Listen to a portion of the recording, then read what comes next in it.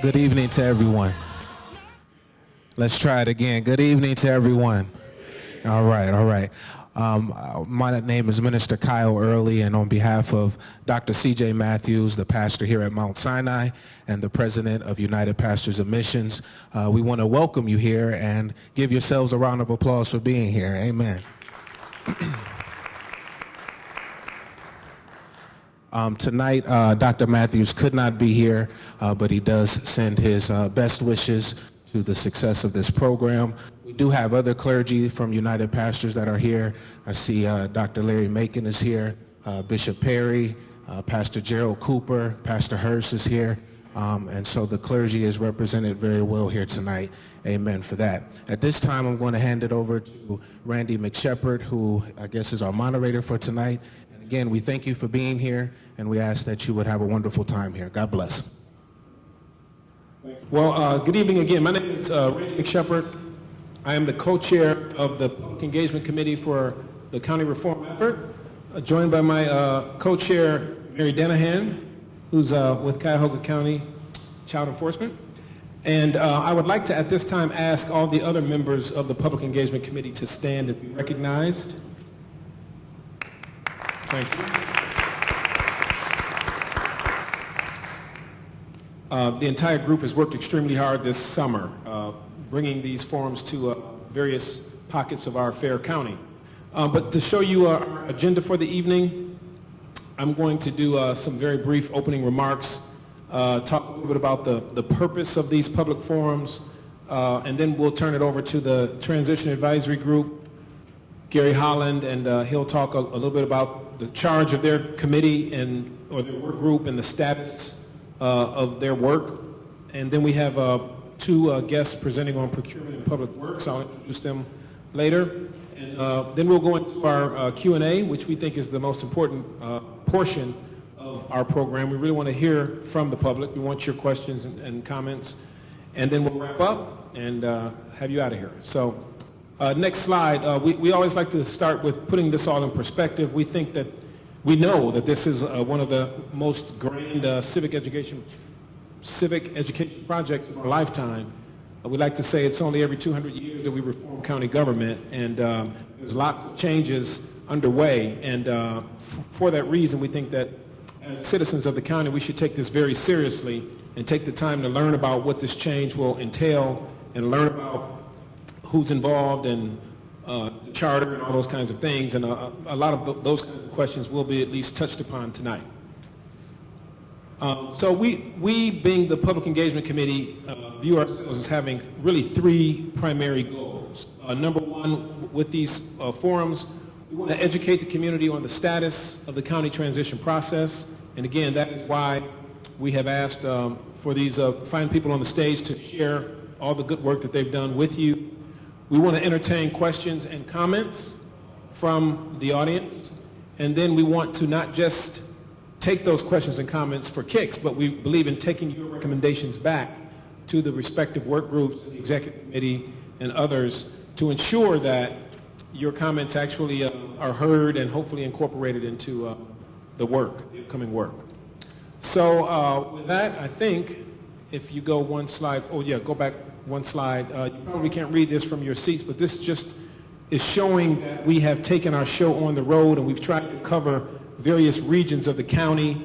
As far west as Westlake, we've had a forum. As far east as the Beechwood, Warrensville area, and we've had meetings in Solon and Brecksville and everywhere in between. So we also are really trying to identify underserved populations, disenfranchised populations that perhaps might feel that they're being left out in a process like this, which is why we asked the NAACP, the Urban League, and United Pastors of Mission to join with us to host tonight's program.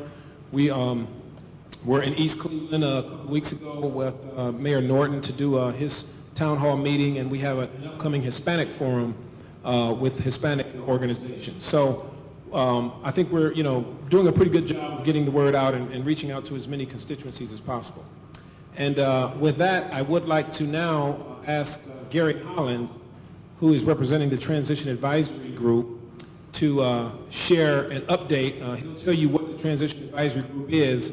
They're a very important group. It's only 3 of them, but they're critically important because they are listed in the charter as the individuals that will more or less hand over all the recommendations that we all make to the new county administration, and I'm sure he'll get into detail about that. So, Gary, I don't know if you want to use that microphone or take this one, or I'd like to stand.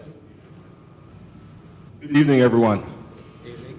Often when I go through an airport and I'm wearing a dark suit, people will mistake me for being Minister so-and-so, or Pastor so-and-so, so I'm in deference to the hospitality of this church. I just want to say to you, it's always good to be in the house of God. Thank you. Amen.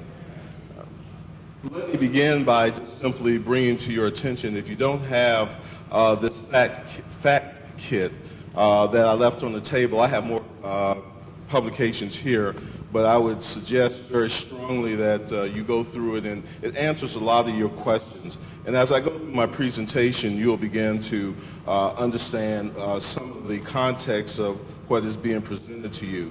As Randy indicated, I am a member of the charter-mandated Transition Advisory Group. Under 1307, the charter says, in fact, that the county commissioners will appoint 3 senior officials within the county government. And typically, I serve as the director of the Department of Justice Affairs, working with clinical services, working with our courts, working with reentry programs, witness victims, and some other programs on Homeland Security. And it's one of the departments that are, as all of them are, quite frankly, that are being reviewed by the work groups. And I'll show you momentarily. If you could, Greg, go to the next slide.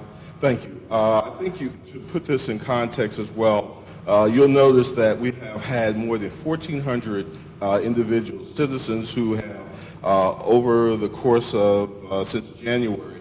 And if you don't mind, I'd like to take off my jacket because it is warm up here. We've had more than 14, oh, thank you, David. Thank you. That's my deacon. Jack of all trades. My armor bearer. But the 1,400 registered voters and participants have volunteered to step forward to work with a number of different work groups. There is, along with myself, Jim McCafferty, who is the county administrator, and Joe Nani, who was the former director of our Office of Human Resources. We serve as the Transition Advisory Group. There was a wisdom in creating this next group, which was the Executive Committee, which has 8 leaders. I needed to have updated that. Randy serves in the capacity also on that Executive Committee, and it is to the Executive Committee, principally of private sector individuals, business leaders, and those who have committed to improve our community, that these recommendations will go first. And then secondly, once there has been a review by the Executive Committee, that roll-up then comes to the 3 of us, the Transition Advisory Group, and we are charged with hopefully a seamless and transparent turnover of those recommendations to the next government that was voted on in November's last election. We have 10 functional working groups, and I'll show you those momentarily. 4 additional affiliated work groups, public engagement, which is responsible for putting on this tonight, a government collaboration, which consists primarily of the elected officials who are striving to work in cooperation, and they're focusing on a number of different areas.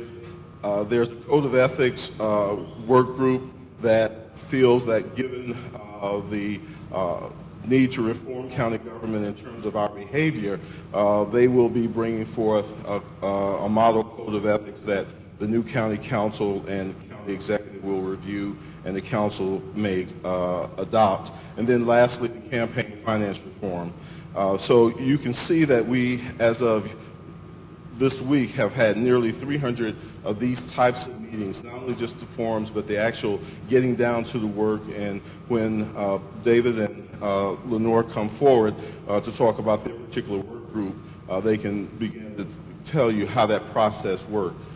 If you would, please, the next one.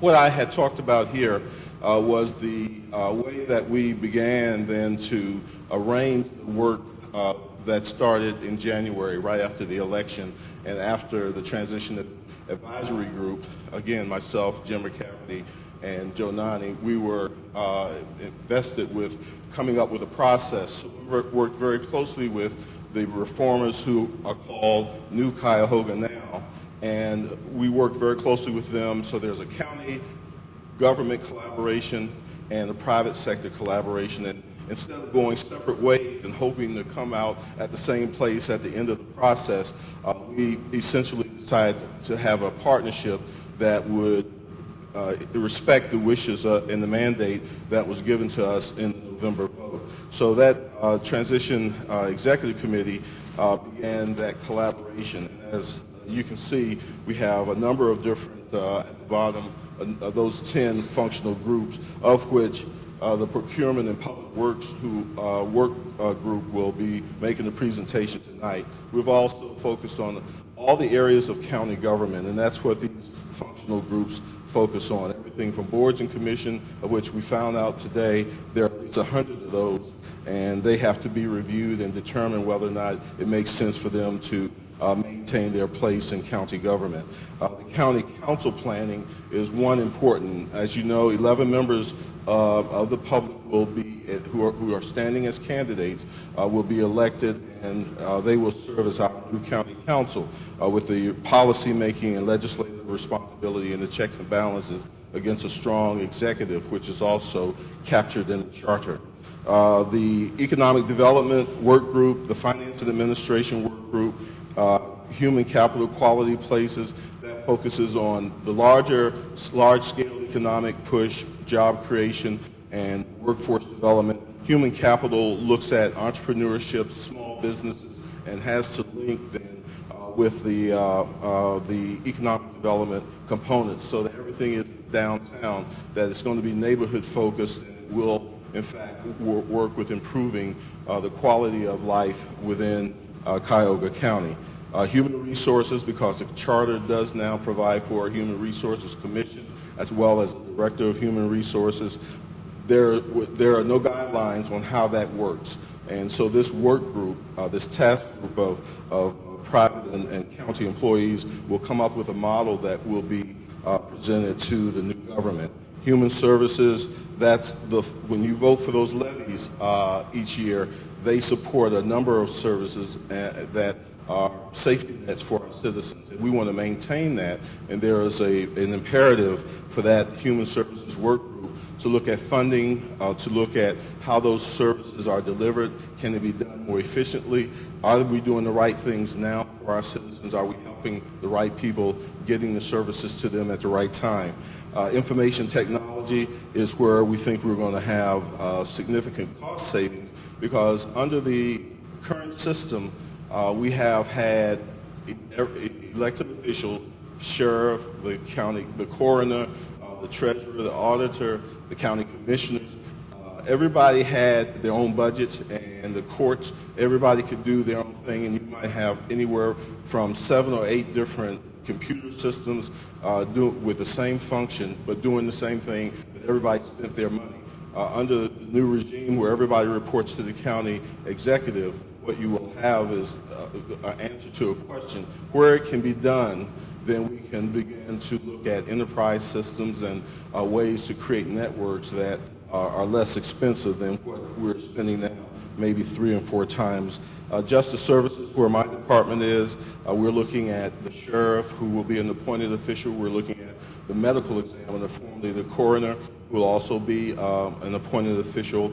All of these reporting to the county executive. And then lastly, the clerk of court, who has a division of duties, primarily to common pleas courts, to support them, but on the other hand, working with the titling and the auto registration components that that have our administrative functions, so that has to be adjusted in some way. And these aren't easy things to be recommending because a lot of this is entrenched. Folks that you don't necessarily know, who affect your lives day in and day out, are performing certain duties, and some of them don't want to give up the way that they've been doing things because, quote, it's always been done that way. And then lastly, the Procurement and Public Works work group, and you'll hear more detail from our two co-chairs. Next one, please. I just want to touch on, and they will provide that detail, but from my understanding, the work group created subcommittees. And those subcommittees, as you can see displayed here, are for the engineer's office, the sanitary engineer's office, facilities management, and we have Jay Ross here, who is our central services director, but he's in charge of all the property that is owned by the county, totaling millions and millions of dollars. And that has to be not only managed and preserved, but as we go through new acquisitions and the medical mart and some other things, there may be a need to have a close look at what that role would be. And then finally, purchasing, procurement, contracts and how that works, and that will be explained to you momentarily as well. And then lastly, I have two bits of information that I want to present.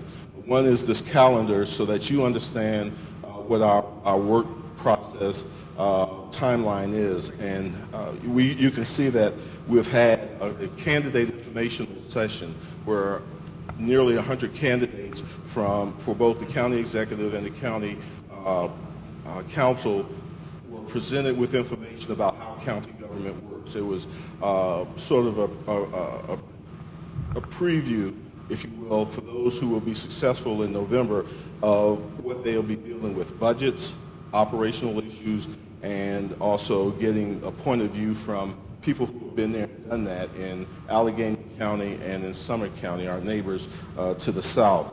And so that information we felt, based on feedback, was extremely helpful to those candidates. The work groups have to complete their assignments by the end of this month, presented by the 3rd of September.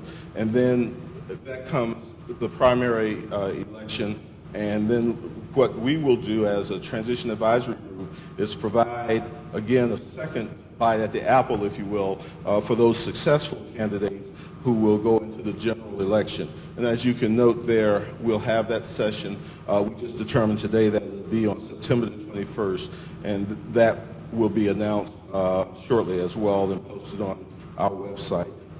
Next, we will have the executive committee, which I referenced earlier. All of that information will be presented to them, and they have a month to review it, make comments on it. They could send it back to the work groups because they need to amplify or clarify points.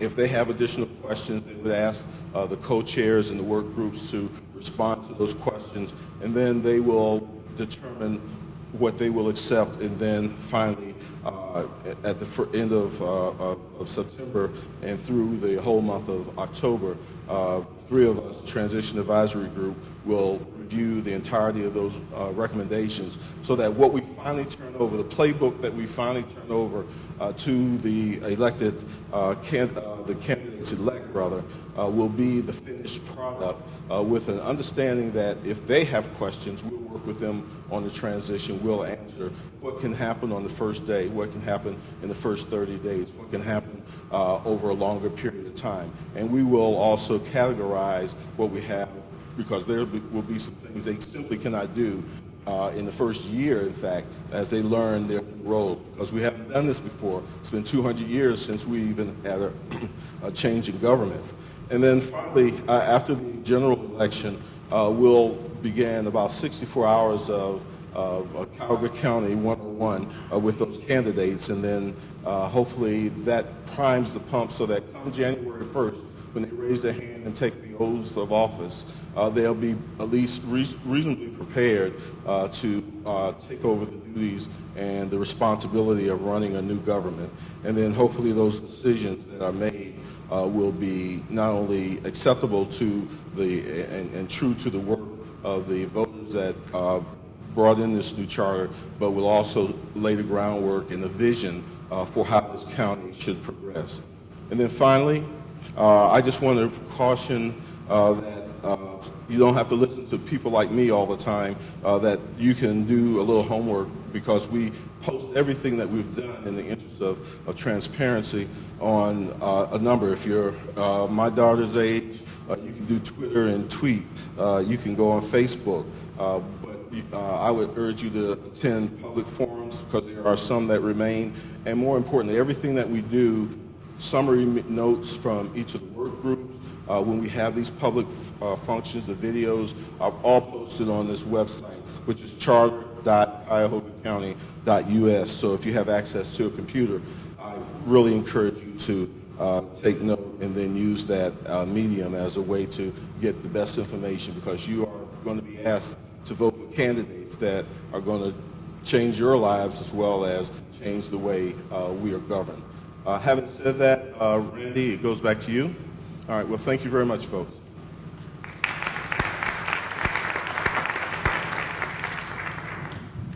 Thank you. Well done. Just a couple more quick announcements before we bring up our next guests. All of you should have received an evaluation form. We find it absolutely critical that we get input from these forums, from the audience, to be sure that you find these helpful. If there's ways we can improve, that you certainly share that with us. It's a very basic one-page. Most of it is just checking off if we were satisfactory in a different category.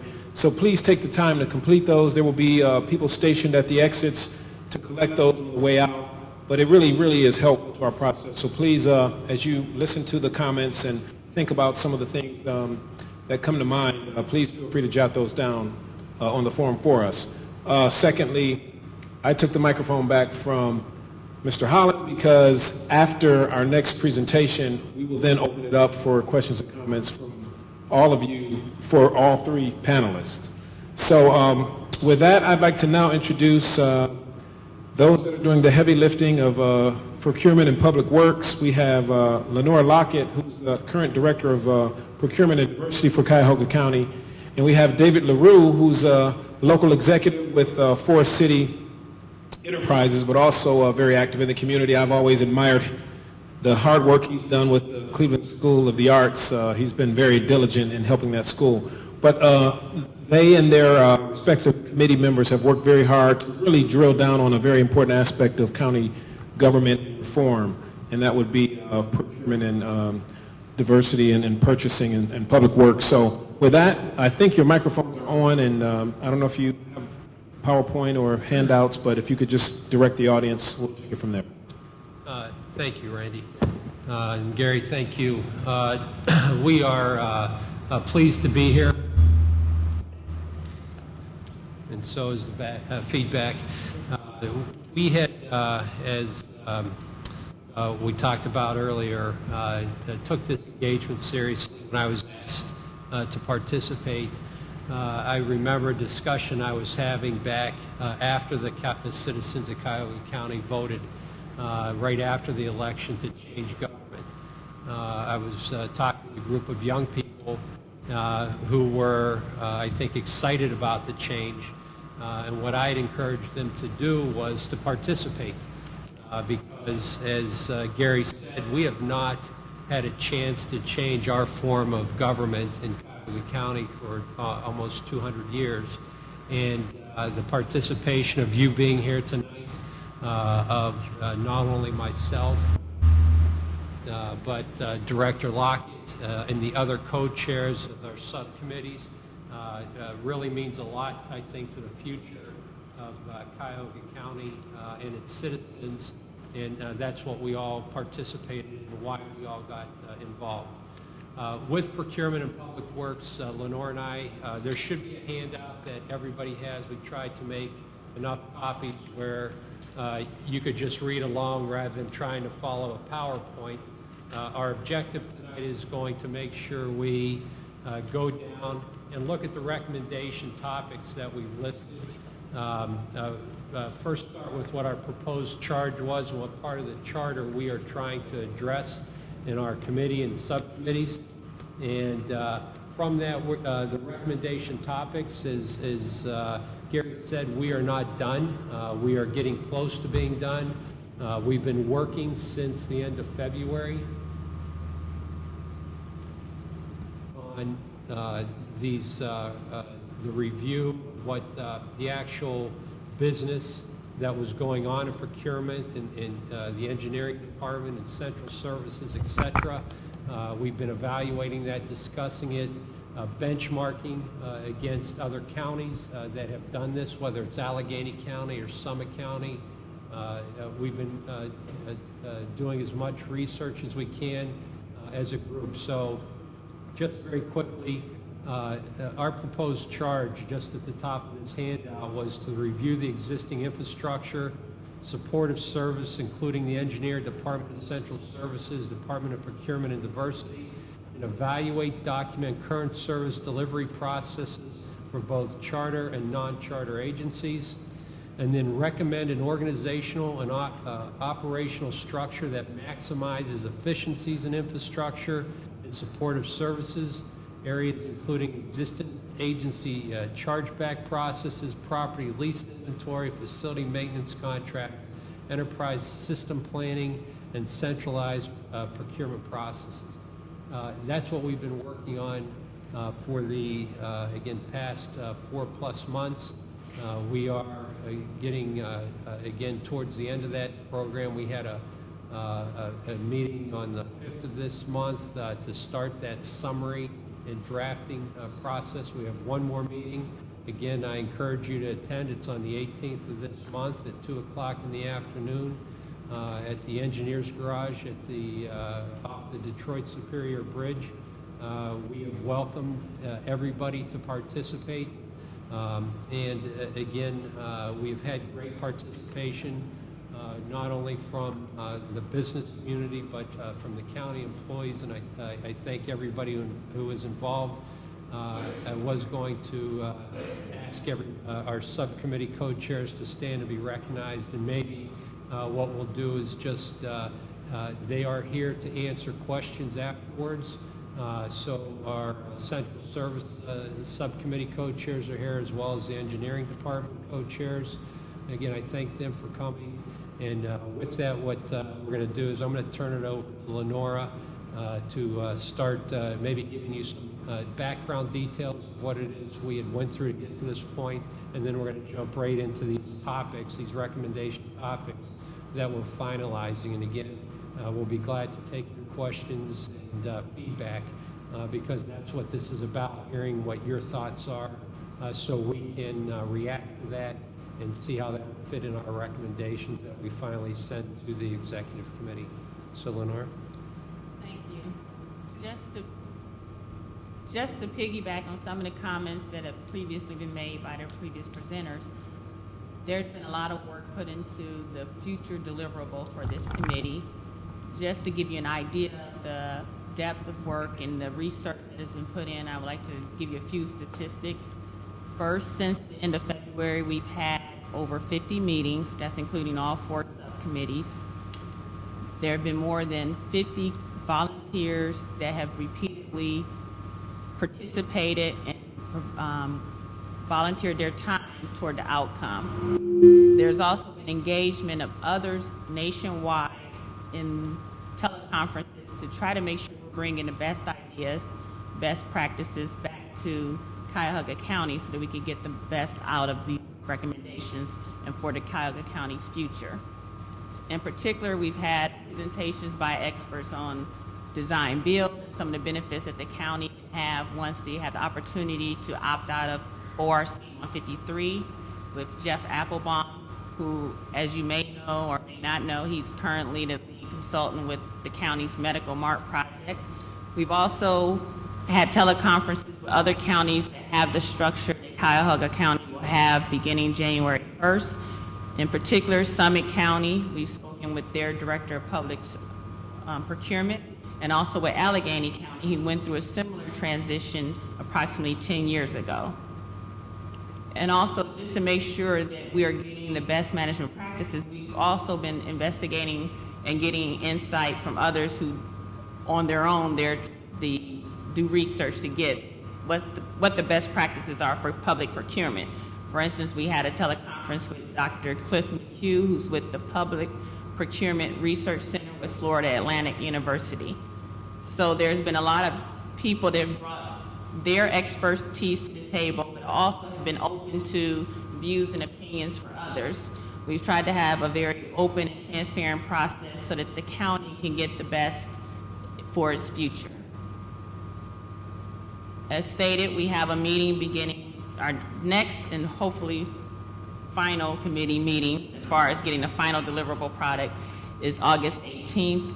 We would definitely like to have your input so that we can make sure that, again, we're providing a valuable deliverable to the county. For now, the topics that we are looking to do further deliberations on as far as our final product of recommendations to the executive committee are listed on the PowerPoint presentation.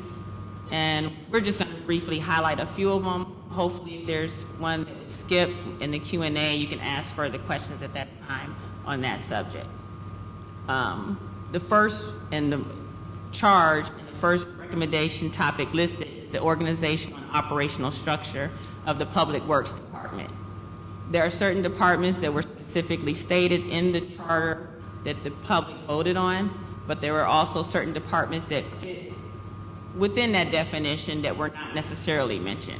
Our charge is to determine how that department should be structured and come up with a recommendation for the executive committee. So that is one of our deliberation topics, and it agrees with the original charge given to us by the Transition Advisory Group. A lot of the county's assets are tied up in real estate. So as part of our effort to be efficient and effective and also look for cost savings, we're looking at one of our recommendation topics is how can we analyze the condition of our real estate, determine what assets we need to keep, what's the best process as far as going forward with real estate and making a positive impact on the bottom line of Cuyahoga County's budget. And I'm just jumping around for different topics so that we have coverage for all four committees. For the Sanitary Engineer's Office, basically they're a service organization. They provide services by contract to municipal governments and other government entities. That's a revenue generation as far as providing service and a valuable service to communities and leveraging regional assets. We want to look at how do we maintain, or do we need to change that, or what do we need to do to improve the value that the Sanitary Engineer's Office brings to Cuyahoga County. Similarly, with the County Engineer's Office, currently they have statutory responsibility for county roads and bridges over waterways with some definition on spans, but I won't go into that, and also mileage of county roads and county townships. However, they wanted to investigate whether or not that's the best use of their assets, what can be of their resources and their expertise. Should that be expanded to provide government collaboration on regional services, for instance, to maybe smaller cities that do not have the capital or resources to invest in those services themselves, and how to provide a consistent highway, county roadway system to the Cuyahoga County public, and also leverage all the best resources for that. I'll turn it over to David for a few more.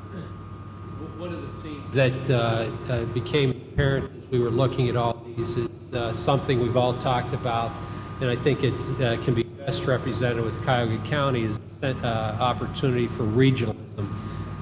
Again, Nora mentioned regionalism in sharing services with sanitary engineer or the county engineer, but in procurement, for example, or in the facilities management, there's expertise that is going to exist. Now that we are going to have the opportunity, again, one of our recommendation topics is to have one central procurement office rather than having a procurement individual in each elected county office. That will give the chance to, I guess, aggregate purchases, be able to make those purchases more efficiently, control the purchases. There was articles last week in the paper about the auditor's office not following their own procurement policies. where there were questionable procurement process or things being made without 3 bids.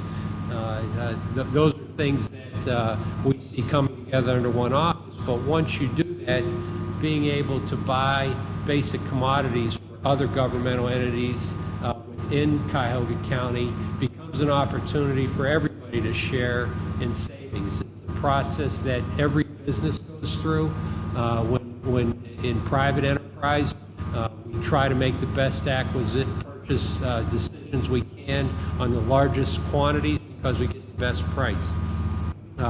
We talked about the detail down to how to managing the fleet of cars that is responsible in the central service area. Lenora brought up the real estate. This is an asset that, if not taken care of, becomes a liability. That has happened, I think, in all parts of Northeast Ohio, whether it's infrastructure or county roads, the buildings where the employees are, where the county conducts its business, just opportunities to go and get that cost under control, understand how it's being serviced, how it's being managed, all the way down. So from the very large procurement and consolidation down to inventory management and control, beyond controlling what it is we're buying, but once it's bought, where it's going. Where's the inventory? Where's the audit? So the list is here. As we talked about, I think those are the major areas that we talked about. Gary mentioned an enterprise resource system. The systems within the county are not integrated. It is something that I think in today's environment, in today's world, you have to have information in order to be able to make good decisions. That is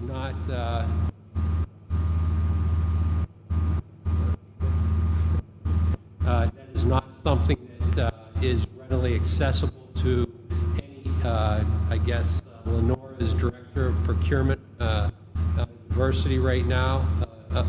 She just does not have access to the information. That is going to require an investment, but the opportunity, the savings that come from that can be substantial. So with that, what we'd like to do is, turn it back to Randy, and we'll follow it up with any questions that you may have on these topics. And again, our co-chairs are here of the subcommittees to answer any specific questions. So thank you. Okay, thank you. Greg, if you could actually flip back to the other PowerPoint. As you can see, this is a pretty complicated, large, sophisticated kind of an operation when you talk about procurement and public works. And hopefully you all have some questions to clarify some of the work that they're doing. But again, I want to commend you both and your subcommittee members and the entire committee for doing a great job. We are now going to move into, that's the right slide, the discussion on ground rules and entertain your questions. Gary, over to my right, holding up the microphone, will actually play the Phil Donahue role. For those of you old enough to remember Phil Donahue, he'll bring the microphone to you. So, yeah, I'm not going to do it. But here are the discussion ground rules. We ask that if you do have a question or a comment, that you give us your name before commenting, that you limit your time frame to 2 minutes, because we do want to make time for everyone to be able to speak. We have a rule that everyone has to have an opportunity to speak at least once before we start a second round of comments. So we'll make sure that everyone that has an interest in speaking speaks before we start a second round. We ask that you focus your comments or your questions on the Transition Advisory Group, and that should not say Finance and Administration, it should say Procurement. Also, we would ask that if you are running for office, you make that known before making your comments, and that you watch for the timekeeper, and he's right behind me. Dr. Brutney has a fancy card that will flash you at 1 minute and maybe even 30 seconds. Okay, so, and we really do that because we want to have as many of you offer comments as possible. So before we jump into that, I did want to also recognize another committee member who arrived a few minutes late. She's the one who put tonight's program together. I wanted to recognize Lorna Wisham. If you could just wave at the crowd, Lorna. Thank you very much. So with that, whoever has the first question, if you would raise your hand and be recognized. Ken, Gary will bring you the mic. Hello, my name is Ken Roberts. I forgot all of the things that I was supposed to say about myself, but You can save that for later. okay, I'll do that. The question I have is that we're in the big process of change. And as we start to deal with change, there's change management. You're going to have all sorts of new people, new systems that are going to be in place. But then, and people with different ideas of how things should work, even though you've given them in writing what the outcome is. Is there any processes that are being developed to deal with the whole notion of change management? Is there a vision for the future so that we are in a position of looking down the road and defining what the Cuyahoga County is 5 years from today? What does it look like? What is it doing? And what's the bottom line? Sir, I think my response would be twofold. One is a reference I made earlier about the election. It's important, it's almost an imperative that the voters in this county look very closely at who they put in office. It's been a long road where folks have just kind of gone on people's names and put the same people back in office. You have hundreds of people who have decided to put themselves forward, and that field is getting winnowed down. Come the primary, you'll have an opportunity to ask people and vote for people who would have done exactly what you would have, you just articulated. Have they, in fact, stated a vision? Why is it that they're running? What do they think they'll be doing to serve the people of this county better? The other focus is the responsibility of our transition advisory group, where we have to turn over, as I said, that playbook. That playbook is in effect a blueprint that will take the next government, if they accept those recommendations and the hard work of the folks that have been involved in this process all along, it gives them that roadmap to the future. And it will be their responsibility of the new government to very clearly articulate what it is that they want to do to bring about the reforms that folks voted for. And even if you didn't vote for, you have to live with now. So we're hopeful and we're always optimistic that given what we've been doing for the past 8 months, that will be meaningful and that we will have influence with the newly elected 12, the county executive and the 11-member council, that they won't have to just think of things out of just their total experience. They will have a body of work that they can look at and determine that our future can look thus. We are looking at 5-year plans. And there's a third thing that I would mention to you as an active member of the county government now, and Lenore has done the same thing in her role as director, as has Jay and other members here who are heading departments, and that we have placed a strategic imperative in each of our areas. In my department, I commanded a 5-year plan. We worked with, and Lee Trotter, I saw him come in earlier when he was deputy county administrator. We focused on providing optimal services, looking at how do we integrate services and deliver services more efficiently, and how do we provide, excuse this word, synchronicity, a synchronization of what we do. How instead of every day coming in doing something different, how do we use the resources that we have more effectively and more efficiently? So there are 5-year plans that are in evidence now hopefully will be shared with the new county executive and certainly the county council once we have to come before them to brief them on what we're doing as a department and as department directors. But more importantly, the playbook that we're going to hand off to them will, I think, serve them well if they heed the advice and again, the hard work that's gone into this process.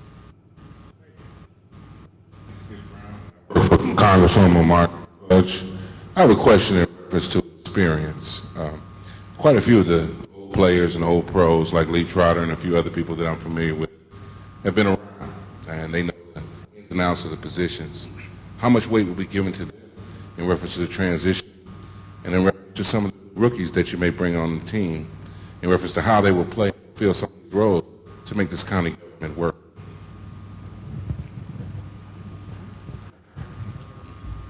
I'm not quite sure the question. I heard part of it. I didn't hear all of it. You were asking about experience in... There are varieties. It's a monumental task, unquestionably, to restructure a whole county government. And quite a few individuals are old pros. They know the ins and outs of these departments, how they work and how they function. What are you going to do with those individuals and what roles are they going to play in reference to this county new executive team? Well, frankly, my answer is I have no idea what these new 12 people will want to do, what the county executive will want to do with myself as a current sitting director, and what he or she want to do with working with the new playbook. They will bring probably their own team in to a certain extent. They will bring in new blood, hopefully people that understand the mandate to reform, but then they will use the experienced people because there has to be institutional knowledge that's passed on.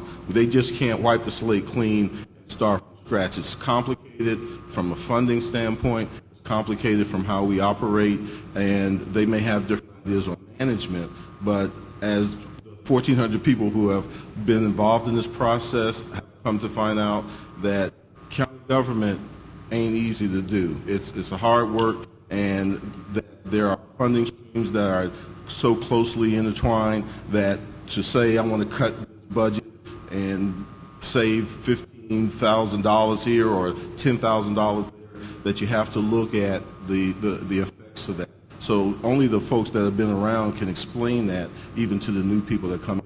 But I suspect very strongly that from what I've heard from the candidates in public forums as well as in one-on-one conversations, that they intend to bring some balance, use the experience, and also use the people that they bring in if they're successful in getting elected. I might add one thing. Coming from private,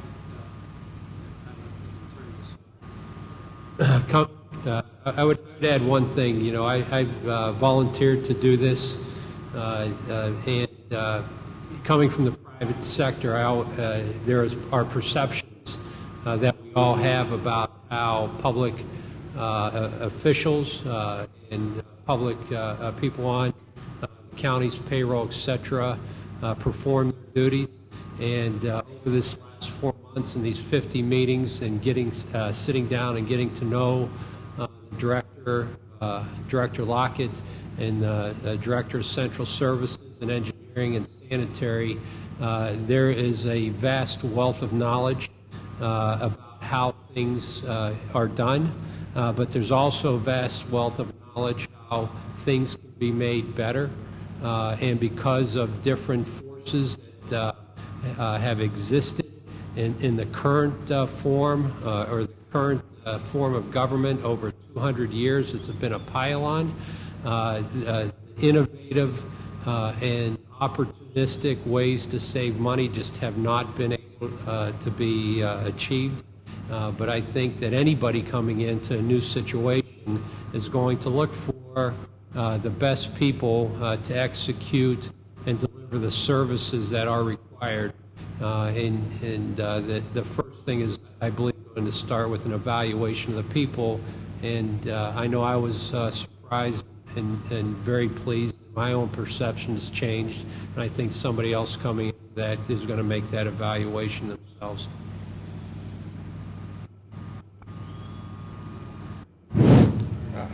Thank you very much. Again, my name is Harvey Jordan, and since I am in the house of Lord, give him all the glory. First off, I am representative of an organization called the CAA, which is a construction assistance association. We've been involved in other type of governments before, and my question is specifically to the subcommittee that's going to be handling procurement and diversity. And that is, will you develop a forum for contractors, be it prime, be it sub, to sit down and have a discussion with those contractors that are involved in procurements through your government to try to find out, get a feel of what's going on out there with the contractors and different organizations?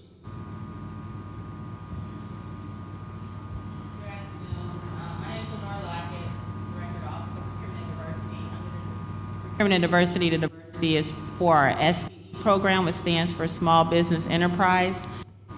Currently, the county does not have a MBE or FBE program, and as part of the subcommittee's discussion, we did discuss about inclusion and what we can do to make that department or that division of the county have a greater impact. We did not specifically speak on meetings, but obviously that is definitely an option that is on the table. How can we say we can serve if we don't actually know what the needs are of the people that we say we're serving? So to get those answers, we would definitely have to meet with those different groups. Here we go. Good evening. Ms. Lockett, you referred to ORC 153. What is that? ORC, Ohio Revised Code, is the section 153 is for public improvement, and it basically outlines the process that the county must use to do public improvements such as roads, bridges, and our big project now, the Juvenile Justice Center. And basically, it means that you have to develop the plans. Once you develop the plans, you have to, based on the plans, develop a construction estimate, bid the project, and you have to have multiple primes. Whereas there are other processes that will allow, such as design build, bridging design build, where it would help protect the county's risk, where the contractor takes more of a risk rather than the county having to accept the risk with each of those individual contracts as far as change orders and things of that sort.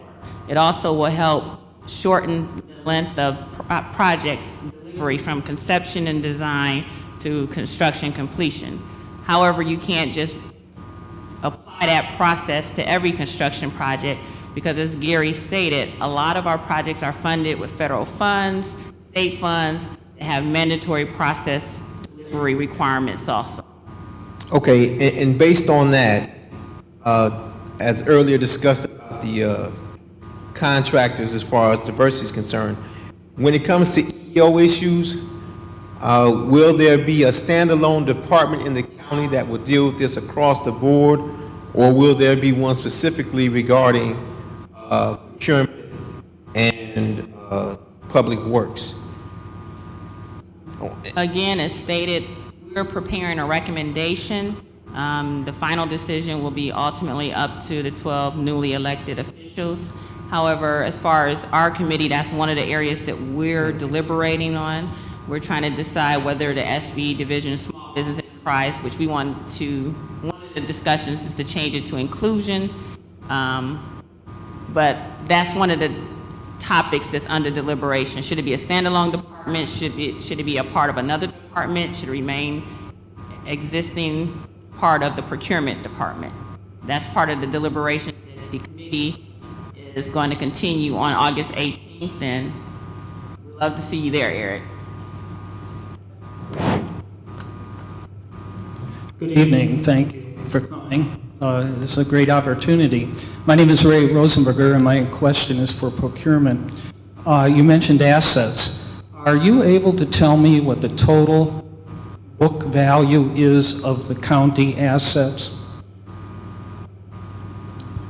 No. Thank you.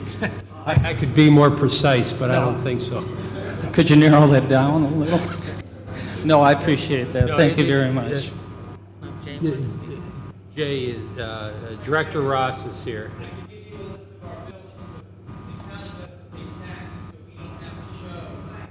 Okay. Yeah, what he's saying, it's hard to determine what the value of the assets are. The count there. Book value. That would be a count. See, in the public sector, we don't deal with book value, which may be the issue. I can give you a list of all the county buildings. They're not appraised by the auditor's office because we're tax exempt, so I don't have values I can assign to them. The only time we normally do something is when we're going to potentially sell a building, we would get the building appraised. So I couldn't sit here and tell you our assets are worth X or Y because we've never done that in the past. Now, I would tell you we're recommending an asset review of all of our facilities. It may be time to do that, but given we don't do depreciation, we don't pay property taxes, there's never been a need in the past to do something like that.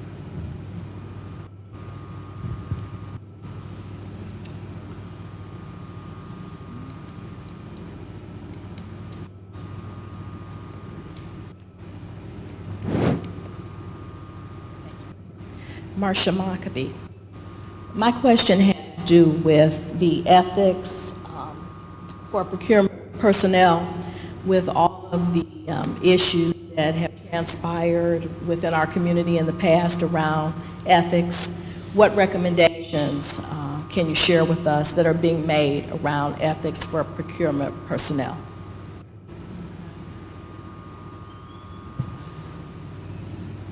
There is an ethics work group. However, the procurement work group felt that it was imperative that we speak upon ethics, and one of the areas that we're possibly deliberating to recommend to the ethics committee and as part of the entire works group's recommendations is that there are ethics particularly for procurement personnel. However, we don't want to conflict with what the ethics work group is going to recommend also. But as part of the subgroup, some of the ethics policies that they researched was their model procurement code that basically deals with government best management practices in government procurement, and they have a model ethics requirements for their procurement personnel. So that's some of the areas that we're deliberating on. Again, our recommendations won't be completed until next meeting. If I may, because we're just fresh, Randy and I are just fresh from a meeting where the work group dealing with the code of ethics provided information, and without going through a long explanation of it, they are recommending pretty much that there be a comprehensive code that will be enforceable through a body, a particular body that the county council would have to create. That was the important piece of whether or not you have a code of ethics, and it will also have to be reconciled with the recommendations that come out of this particular work group. And there's also, as I mentioned in the meeting, the Justice Services work group taking a look at it at Office of Inspector General, which would enforce that code as well as the other ordinances that the council may create regarding employee and contracting behaviors. So it's still up in the air, but they've come a fur piece, as they say, and I think you'll be pleased with at least what is being offered by way of this kind of reform.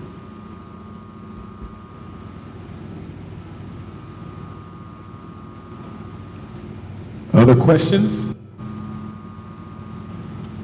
Before we bring you back, Eric, we have to. Oh, sure, here we are.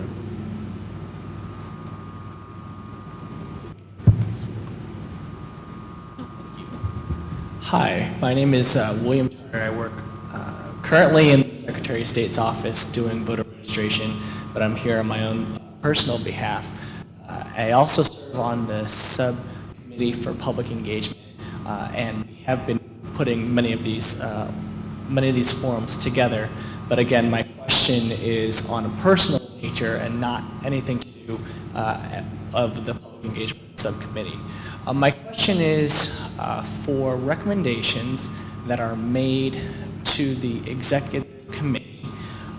What will happen with the recommendations that are not forwarded on to the Transition Advisory Group? So in other words, will all of the reports from these different committees be posted online or in the public? And so information that is not forwarded to subsequent groups, will that be publicly available? The answer is yes. The executive committee, and Randy is a member and he can speak on it, but my understanding is that they will not censure any of the material that comes forward. As I said in my remarks, they may need to clarify, amplify certain points. They may ask the committee to look at another option and provide some content to it. But the executive committee also has the leeway, if you will, to also introduce options that would join what comes through these work groups. So if there are 50 big ideas that come out of the work group, the executive committee may want to have 5 or 6 others that were not addressed, or they felt there should have been more weight to them before they passed them on to the Transition Advisory Group. So to answer to your question in terms of transparency, all of that will move forward. Am I correct, Randy? Is that your understanding? Thank you. Good job. Good job. I'm Charles E. Bibb Sr. I'd like to know the recommendations that's going to the elect 12 officials. How much of that will they be mandated to use? I like these questions because they're easy to answer. Absolutely none of them. Because there is no requirement that they accept any of the recommendations. But the more honest answer, sir, is that with the type of groundswell of volunteerism that we've had from our general public and also the influential individuals that serve on the executive committee, and then, of course, the best practices and evidence-based practices that would be presented, it would be very difficult for a county executive or a council just to completely ignore those recommendations. They would have to do the same work that we've been laboring for a whole year in order to even catch up before they can make decisions. They don't have that luxury. Day one, they have to take control of this government, and if they don't, then you'll see a bigger mess then than you would if they did not live up to that responsibility. But there's no requirement that they accept any of the recommendations.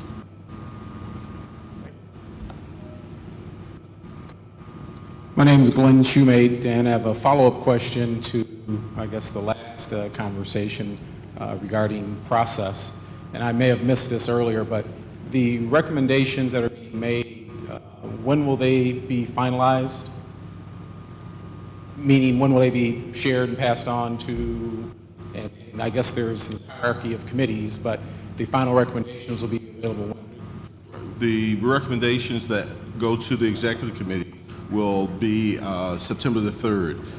As both David and Lenore indicated, they have another meeting or two to perfect their work. It goes then for approximately a month to the executive committee to review and determine whether or not there needs to be any additional work done by the work groups.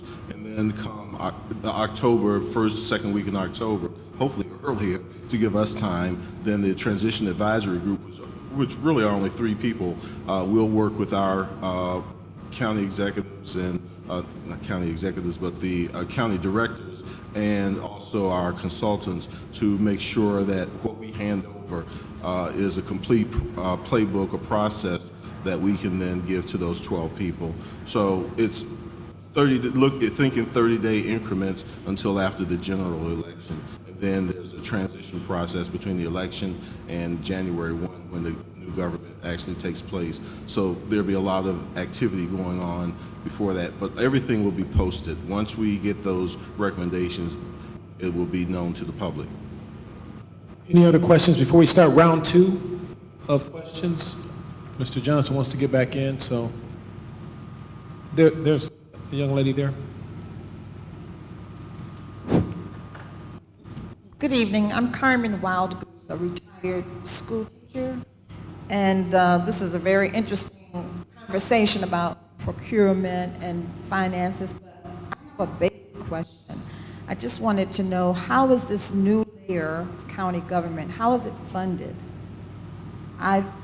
We pay RETA for local taxes and services in South Euclid or whatever. I wanted to know, how is this new layer, all of these new offices and whatever, how is it funded? And how will the collection of the RETA taxes be impacted? And how does that play into all of these services that you're going to provide?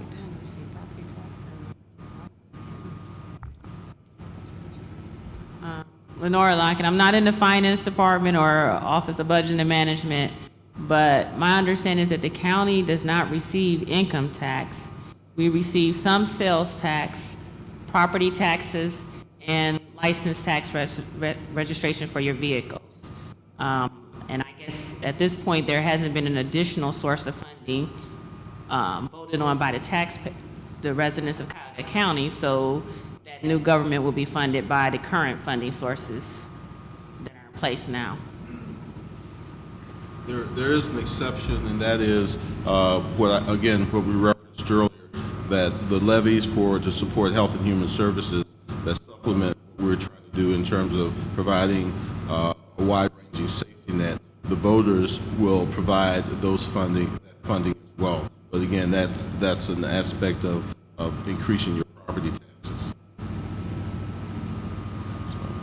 We'll start with the second round of questions, unless anybody who hasn't I just wanted to add, for the edification, that this whole county reform effort, rightfully so, you just heard that we don't see any different funding streams. I mean, money will still come from the federal government, state government, and other sources, but one of the major things that has been talked about is the fact that the effort will be to cut expenses where possible and redirect them to economic development types of initiatives so that we can hopefully create more jobs, help to start more businesses, and get the county back on track in a competitive position.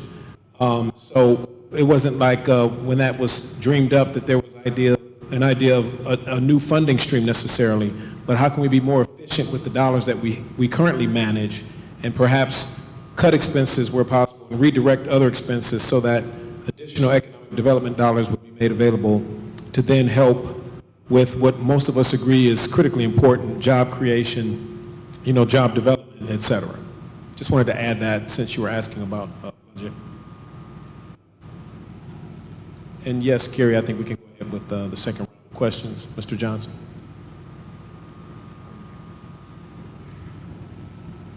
All right, round two. First of all, my name is Eric Johnson, and I have participated in this conversation for almost 3 years now. Done research, evidence finding, and fact finding about this, and basically I warned people that this was coming. And what disturbs me more than anything is that our community is not taking an active stance and participating in this process. And then we come to forums and we don't necessarily ask the right questions.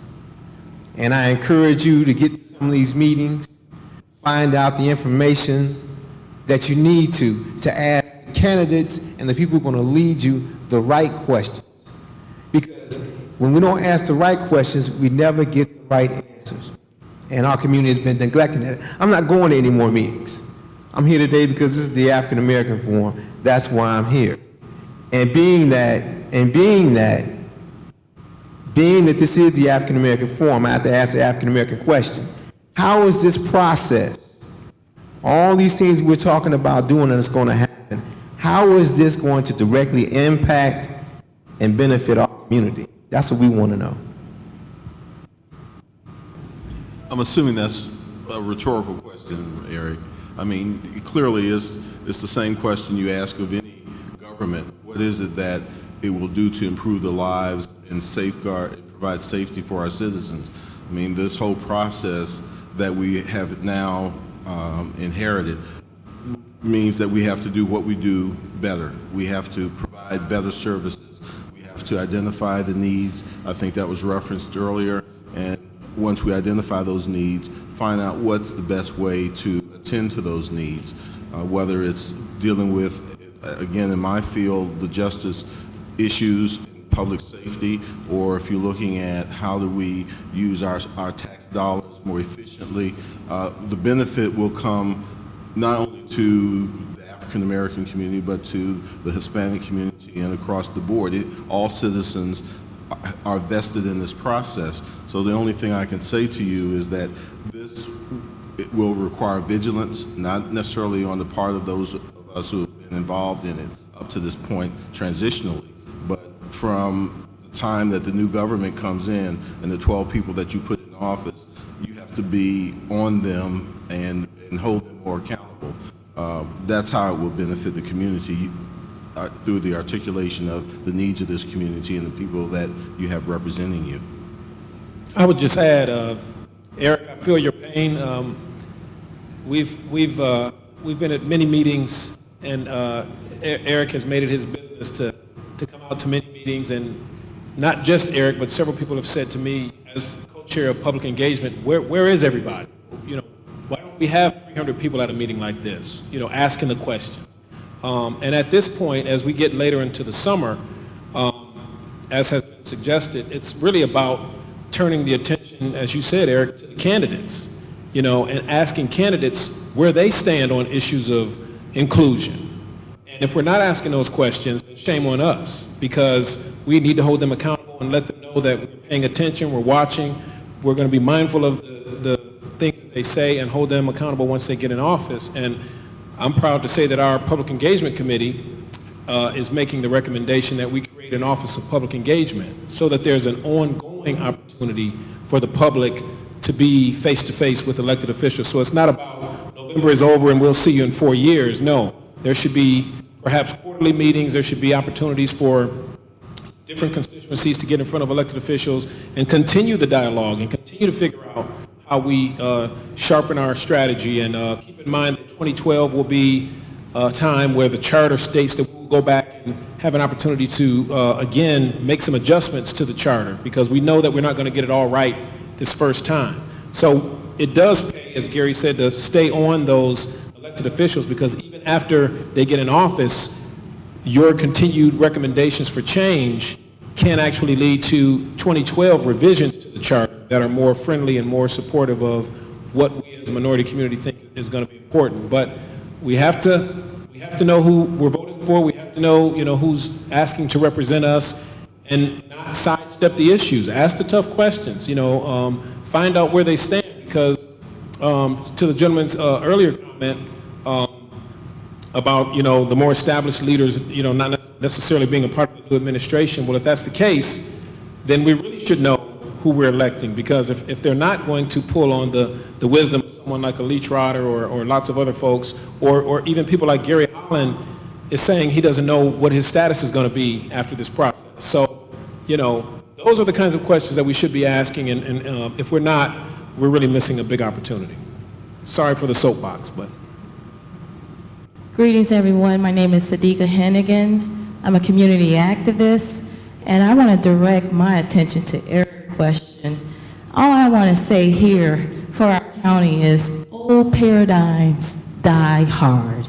So therefore, when you're not looking at the reflection of your community sitting in its seats, it's because I can say, as a voice in the community, that we are sick and tired of being sick and tired. This information that I'm receiving tonight is overwhelming. It's quite intense. And the education that needs to be processed in our community is not a strong link to the real voices that really are speaking out here today.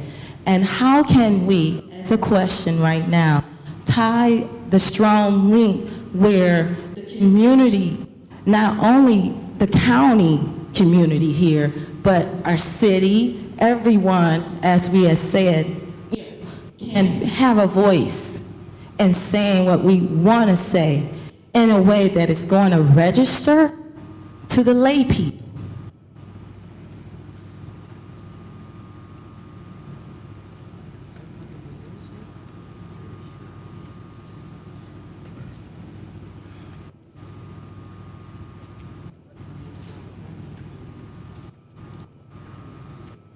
Anyone want to speak to that? Or I kind of feel like I don't want to be redundant, but I just think your point is well taken. And in terms of this process, again, speaking on behalf of the Public Engagement Committee, we created a speakers bureau for the sole purpose of any organization, church group, Kiwanis Club, Block Club, whatever, wants more information. There are people that have been trained to come out and deliver that information. There's, Mr. Bibb called me out at the City Club and said, I'm looking at the map of the places that you're going to speak, and you're making a big mistake. You need to go to East Cleveland. Those people need to hear from this process and understand. And we followed up and went and got with Mayor Norton and had a mayor's forum, and he had 100 people from East Cleveland. They asked great questions. They were engaged. It was very inspiring for us. I just think it's a matter of all of us stepping up and saying, how can I, within my sphere of influence, bring this information to my club, to my church, to my family, and if that can be put out there for us, we certainly have the resources to help carry the message back out. Because we really have worked hard to plan these meetings, and as I said earlier, we haven't had an overwhelming turnout, but it's not for a lack of effort. And now that we have a Speakers Bureau intact, if there's groups that you'd like us to cover, we can certainly set that up. Lorna can get your information. Thank you. Randy, I would just add one thing. And again, this is not from the, I guess, co-chair of Procurement and Public Works. Our community, Cuyahoga County, has hit rock bottom. I mean, it was a disgrace traveling across the United States, and people knew the bad of what was going on in Cuyahoga County because of the scandal, because of the raids, because of the legal issues that a number of our elected officials had.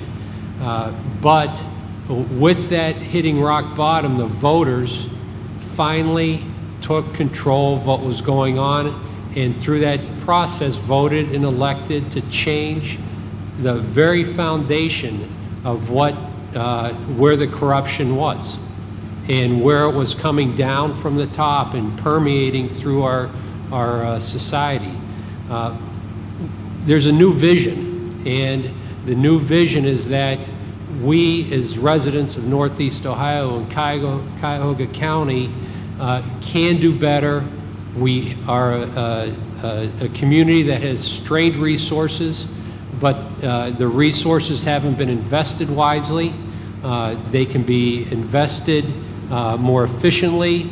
As Randy mentioned earlier, that this government can invest in economic development projects that benefit everybody, and therefore, the theory of a rising tide raises all ships. That's everybody in the community. We've been on a downward spiral too long, and this is time. It is time to participate. It's time to be involved, and it's time to come to the meetings as Randy has put on with the Public Engagement Group.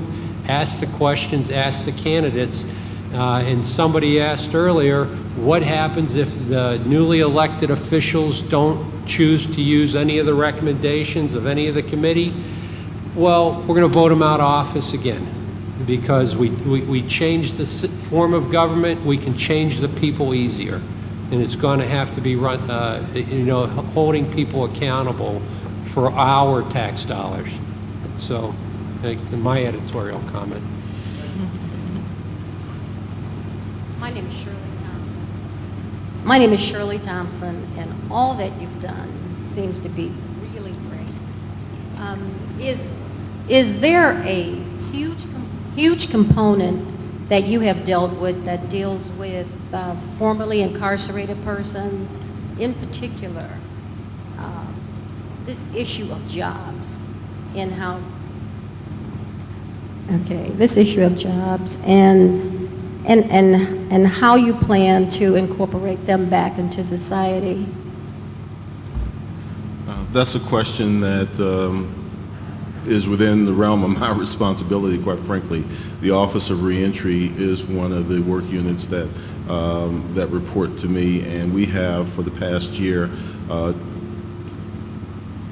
taken the mandate from the county commissioners where they funded the office to the tune of $2.3 million to develop a comprehensive long-term strategy that focuses not just simply on job creation, job development, and education, but also looks at all the other aspects of how can a formerly incarcerated person successfully reintegrate into the community. How can they reunify with their families and define the current culture? We have set up programs that we're working with the Center for Families and Children through the United Way. The North Star Reentry Center on 55th is a one-stop shop where you can get counseling, you can get substance abuse counseling. We work very closely with our mental health services and drug and alcohol treatment services. And so there is a comprehensive strategy and program in place. In fact, tomorrow, there will be the county executive candidates are going to be at the ADAM board, the alcohol and, I always get this wrong, alcohol and drug and mental health board over on 25th and Lorraine, where they will have to answer questions about the reentry question and how the second chance that we need to provide in this community, because it has an economic impact and it also has, it's just a humanitarian thing that we have to do. So there is, to answer your question simply, there's a program, a process, a strategy in place, specific measurable goals, the number of people that we were trying to help. The last count was about 30,000 folks that have taken advantage of the program. Our responsibility is to get that information out, and I certainly would invite you to participate in our leadership coalition. Everybody's welcome to participate in that. I would invite you out tomorrow night. I think it starts at 6 o'clock. Oh, there's someone here that could, that may be able to give you that further information. But there is attention being paid very seriously to that. Any other first questions? We had a couple of first questions will pop up before we go back to the second question.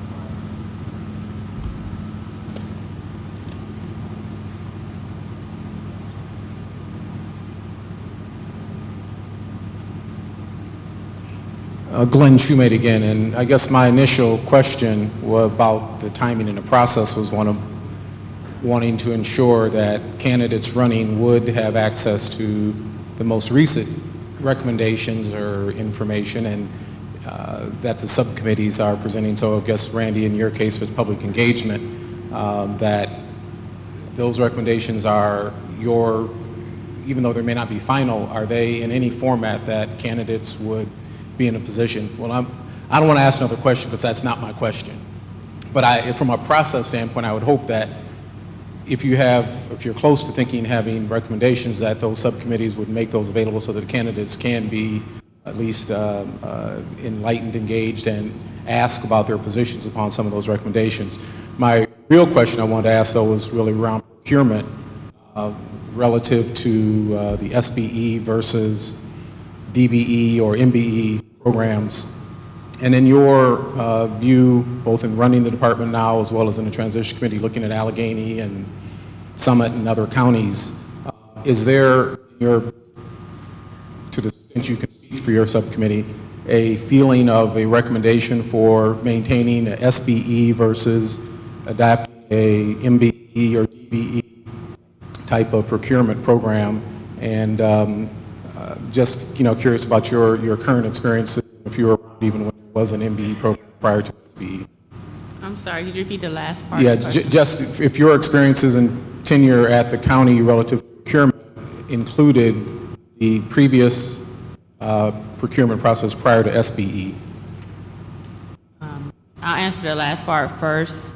I became a director in August of 2008, and the county has had a small business enterprise program since 2000. So I do not have any current experience with the procurement department when they had an MBE, FBE program. Currently, the county has a small business enterprise program which is race and gender neutral. It considers the workforce and annual earnings of a particular company based on what we consider to be size standards, where you would go from a small to a competitive large company. company, for instance, a Fortune 500. Currently, a government entity, in order to have a MBE, FBE, or Women's Business Set-Aside program, or a program that's based on race and gender, they would need to have a defendable disparity study. In order to have a defensible disparity study, you have to have data that's reproducible for a market that is determined to be appropriately sized for your area, which in our case for Cuyahoga County may not necessarily be the geographic boundaries for Cuyahoga County. It may need to include Akron as far as when you look at the actual economic market. And as far as reproducible, it means that the data has to be current. And typically current means within 5 years. So in order for you to have a program that you would feel to be defensible, you would have to invest in a disparity study update at least on a every 5-year period to make sure that your program is defensible if you have entities sue you based on not receiving a contract award or RFP for non-compliance with that program. For the current committee, the procurement committee is basically looking at an inclusion program where we feel that all the taxpayers of the county, all the businesses, whether small or large, should be able to participate in the county's procurement system and provide leverage and fairness in that area. And that's why we're looking at inclusion.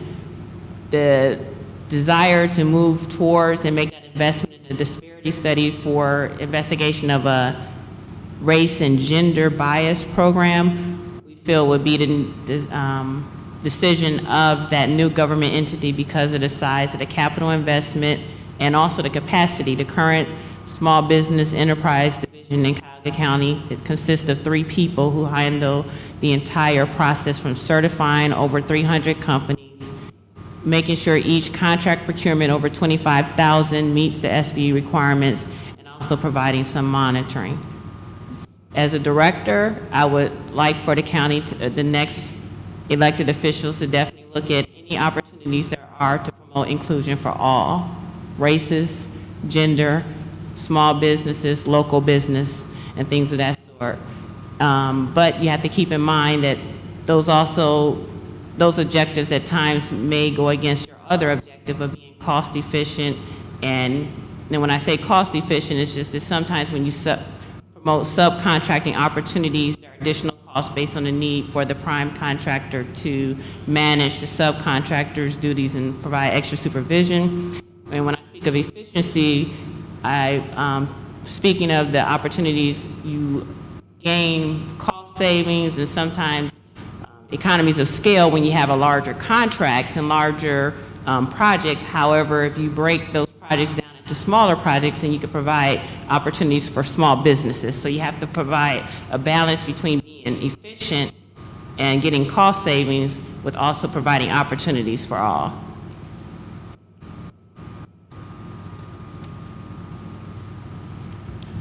Ms. Lockhart, again, my name is Harvey Jordan. With that being said, if there becomes a disparity study, okay, that comes out, let's say in the next 3-4 months, that shows there has been disparity practices in the region, would you suggest in your policy making to those candidates that we need to revisit the program based on what the disparity studies have found? Yes, and even if there's not a disparity study that comes out within the end of the year, my recommendation would be to investigate all options that would determine whether or not all have had the opportunity to participate fairly in the county's procurement process.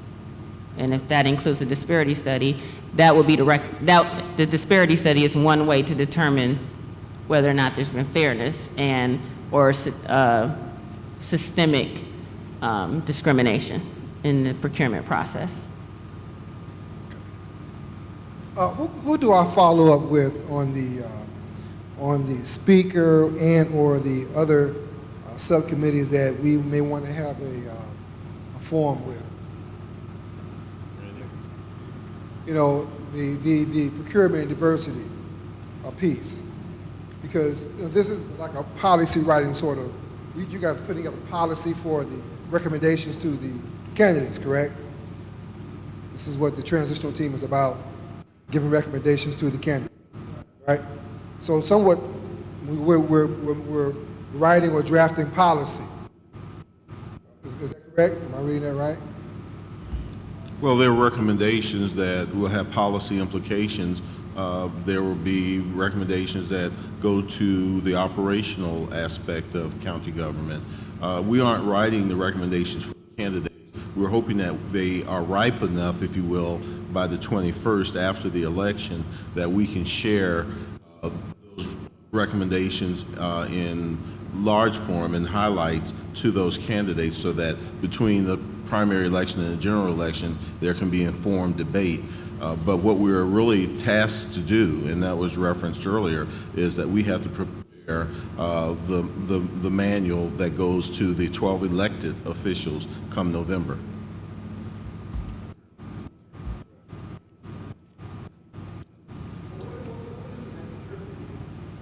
The question was, when's the next procurement meeting, or the last one? Our next procurement meeting is the 18th of this month, 2 o'clock, in the county garage at the foot of the Detroit Superior Bridge at West 25th. It is a public meeting. Again, there'll be big signs that say public meeting. It's at 2 o'clock, and we plan on working for 3 hours plus to finalize recommendations. And again, I encourage you to go on the website, because the website announces when those meetings take place. If there's an agenda, it shows the agenda. You can pull out the agenda. And there is also a map quest. It shows you exactly the location of those meetings.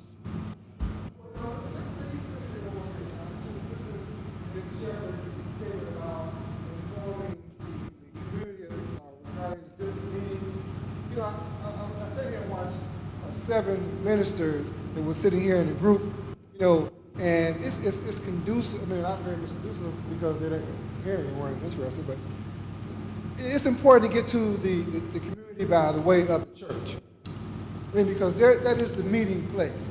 And I think we should try to encourage the ministers to pass the information on to their congregations to let them know about these meetings. A lot of people don't have the access to computers. A lot of folks don't read plain dealers all the time, but they go to church. Okay, so therefore, I would say that we need to push them, encourage them to bring this message across the pulpit. That's a point well taken. Right behind you, Gary, you wanted to make a comment before we move. Hi, I just wanted to follow up on the question that the young lady asked about ex-offenders and just make a general statement, if I may, that ex-offenders can register and vote, but that ex-offenders must re-register to vote upon their release. When a person is incarcerated, the voter registration is canceled, and even if they live at the same address that they lived in prior to incarceration, they must re-register upon their release. So I just want to make sure as a general announcement that people do know that they can register and vote, parole, probation, halfway house, but they have to re-register upon their release. So thank you very much. Any other burning comments?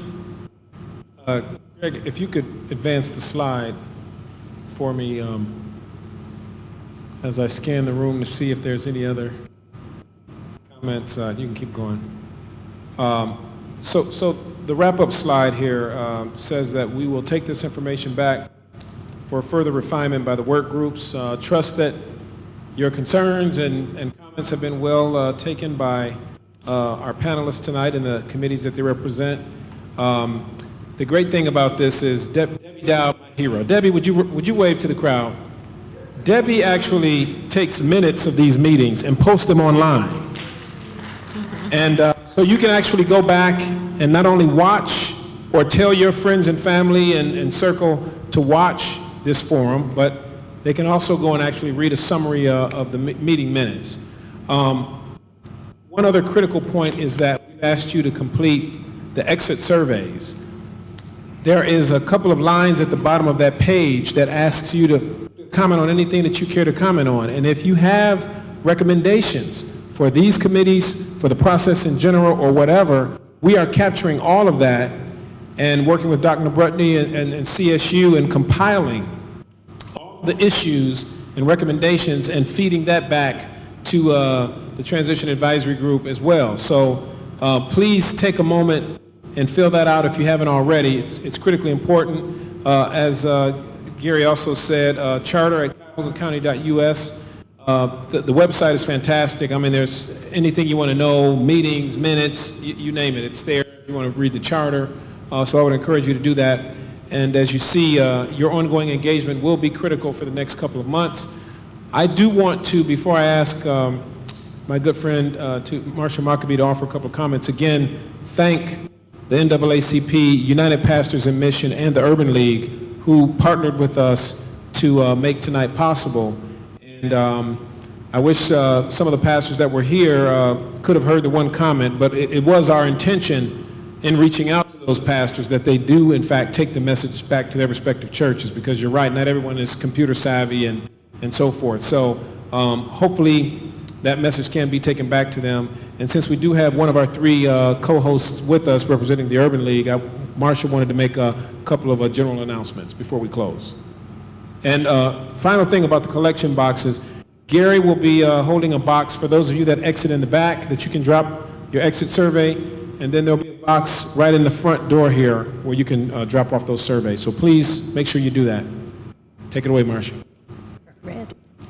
I wanted to wait to the appropriate time, but to the person in the back that was the community activist that talked about the concern about the level of the forum and the complexity of the information and so forth. We've been receiving that information and that feedback at the Urban League of Greater Cleveland. And to that end, one of the things that we're going to be doing is doing something, instead of a forum, kind of a process like this, is more of a County Reform 101 kind of a session where it's more intimate. People can ask questions, perhaps in a way clarify what's happening in a way that may be a little bit more comfortable.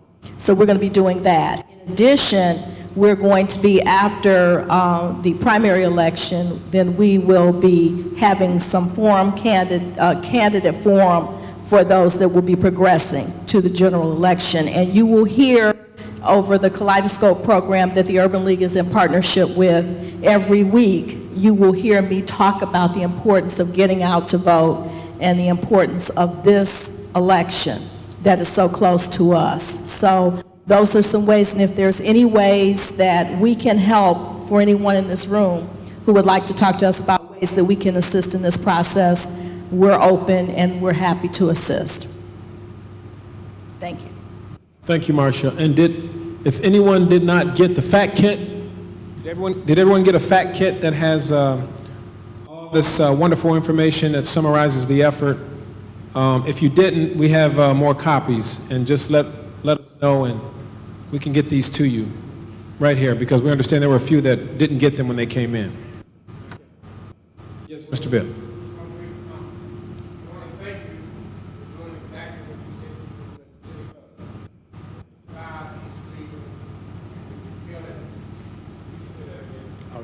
I want to thank Mr. McShepard for doing what he said he would do at the City Club. He brought the transition team right to the heart of the city. He also brought it to East Cleveland. And following up with the Urban League, on the 28th of August at the East Cleveland Public Library, from 11:30 to 3:30, we will have an open debate, City Club style, free and open to the public. The District 10 candidates will start at 11:30 and go to 1, and we'll have a light refreshments. And at 1:30, the county executives will go toe-to-toe, as long as you can handle it. Thank you.